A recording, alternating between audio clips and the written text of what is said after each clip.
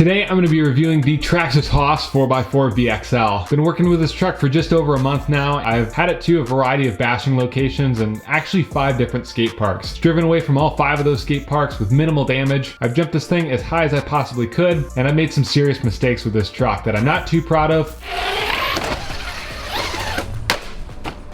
But it's given me a chance to really understand how this thing performs and holds up. The top speed of this truck that I was able to get it up to on 2S LiPo was 24 miles per hour, which honestly felt a little slow, but on 3S LiPo, I was able to get it up to 41 miles per hour, which is actually 1 mile per hour faster than the box says with the stock setup. The longer wheelbase on this truck makes it handle very smooth. I mean, it's a pretty easy truck to drive on flat ground. It stays planted for the most part. It still is a wheelie machine, and then once you get this truck in the air, it does your front flips and back flips, but if you're trying to do more than one flip, it kind of is a stretch at times. It is harder to rotate because of the longer wheelbase. I think Traxxas did a good job with the suspension setup on the Hoss. I noticed that it is difficult to get this truck to bottom out, so that really saves the skid plates and the entire underside of the truck when it comes to wear. If you're in the throttle and turning hard, this truck does tend to lift one of the 2 front tires occasionally. It's whatever tire you're turning into. You can bicycle this truck. It does last for a little while. This truck still is a wheelie machine, even though it does have a longer wheelbase compared to trucks like the Stampede 4x4. And the bunny hop feature is really cool too.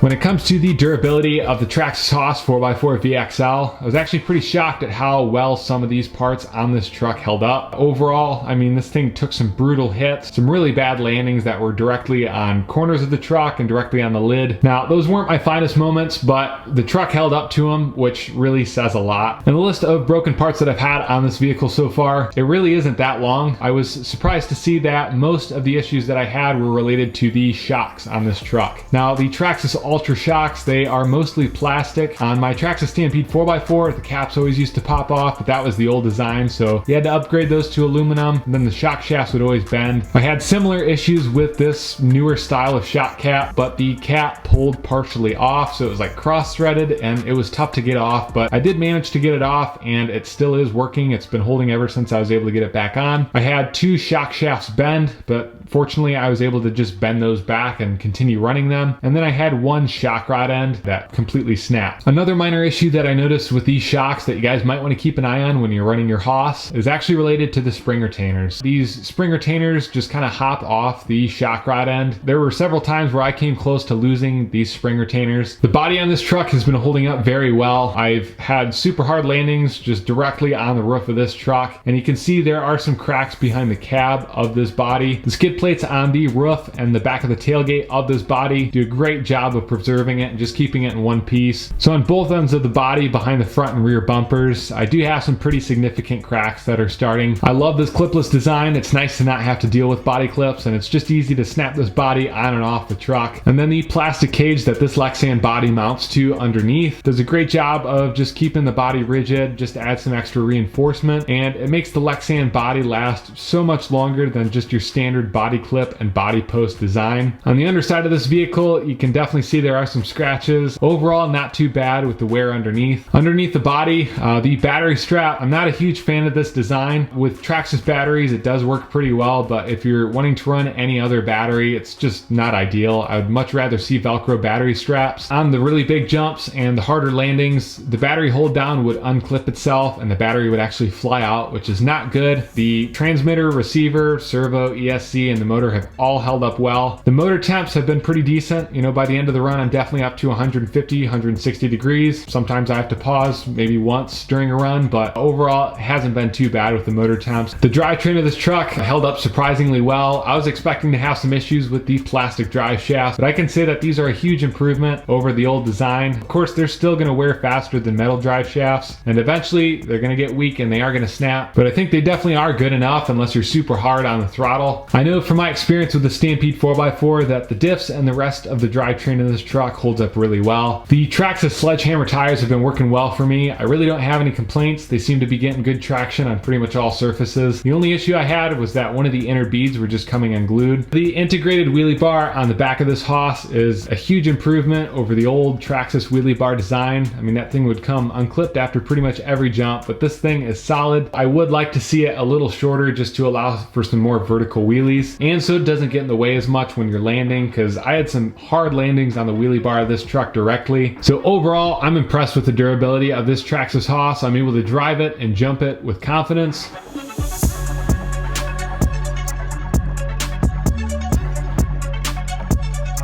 Now, if you just purchased a Hoss yourself and you're looking to make some upgrades, here is a short list of upgrades that I put together based on the weak points that I feel the Hoss has. First off, I just want to say that I recommend upgrading parts as you break them. Like, just feel it out for yourself. You can have the exact same truck, hand it to two different people, and because they're different drivers, driving in different locations and different temperatures, you're gonna have different results. Again, here's just a quick list. I'd probably focus on the shocks, because for me, that kind of stood out as one of the weak points. The shock shafts, more specifically, I'd probably upgrade to the hardened steel titanium nitride coated shafts just to get something a little stiffer that won't bend quite as easy. You could always upgrade the shock caps to aluminum just to prevent them from popping off. The steering servo is a pretty common area that can be improved on most ready to run vehicles. A lot of the stock servos that are included are fairly weak. Some of them burn out or completely strip out. If you want to avoid that or any chances of that, you can get rid of the stock servo and upgrade. And I think that pretty much covers all of the upgrades that I'd recommend. I mean, you could do steel drive shafts, but those do get pretty pricey. Unless you're really hard on the throttle, I think you can get by with the stock plastic drive shafts. I know I've been driving this truck pretty hard and they've lasted pretty well for me. If you add steel drive shafts and a couple other upgrades, you're kind of reaching the price point of other vehicles that might even come with metal drive shafts and all those upgrades out of the box. So you just want to keep that in mind if you're adding a bunch of upgrades to the Hoss. Then finally, the big question is the Traxxas Hoss 4x4 VXL or the Stampede 4x4 VXL. If you guys have been following the channel, you'll know that I've worked with the Stampede 4x4 VXL for years, and for a while there, it was one of my favorite trucks. I have to say, I love the air control that the Stampede 4x4 has when you're jumping it. The short wheelbase gives you the ability to do a ton of flips, which is a lot of fun, and I tend to gravitate more towards the shorter wheelbase trucks that have a higher center of gravity for bashing, but I mean, this Hoss, it performs better on flat ground, just a smoother, easier truck to drive, and when you bring durability into it, I mean, I think the Hoss is the clear winner in my opinion. Honestly, my only big complaint with the Hoss is I just wish it had a shorter wheelbase. It would have been cool to see a Traxxas Stampede 4x4 VXL 2.0, just, you know, an updated version that has all the upgrades that the Hoss has, just in a shorter wheelbase. So let me know down in the comments which vehicle you'd like to see next on the channel, and I'll do my best to make it happen. Thank you guys so much for watching this video. Hopefully you found it useful, and hopefully it helps you decide whether or not to purchase a Traxxas Hoss 4x4. I'll catch you in the next one.